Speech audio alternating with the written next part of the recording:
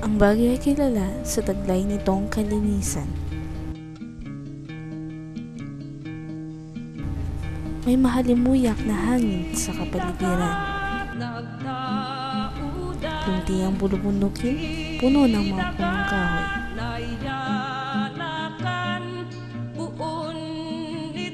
May saganang kalakalan, katulad ng palengke.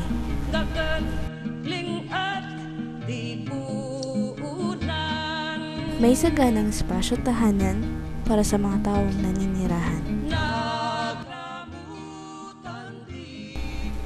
Yan ang Baguio.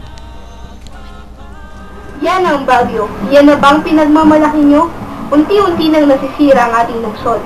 Naway magabayan tayo ng ilan sa mga payo ng ating mga kababayan.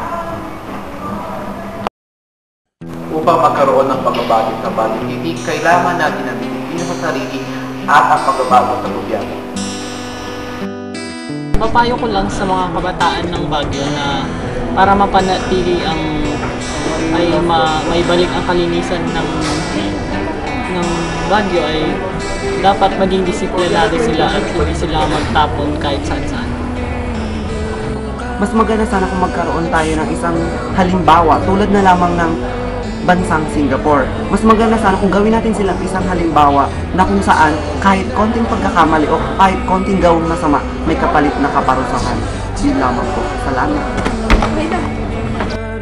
Para maibalik ang dating kaayusan ng Baguio, syempre kailangan kasi ng mga tao is sundin nila yung mga rules and regulations na pinapatupad, di ba? So, usually kasi yung mga tao, hindi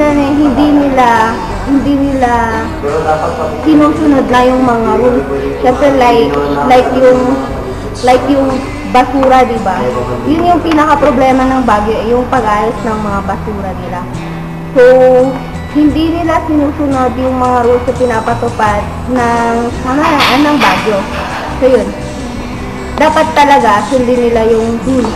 Yun yung pinaka-main na kulang dito sa Baguio. Tsaka, dapat may pagkakaisa. Kasi nga, kung walang pagkakaisa, hindi rin nila masusunod yung mga rules kung wala silang pagkakaisa. Yun lang.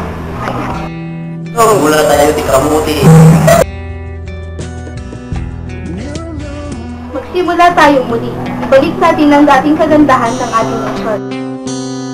Ngayon na. Ngayon na. Ngayon na. Ngayon na.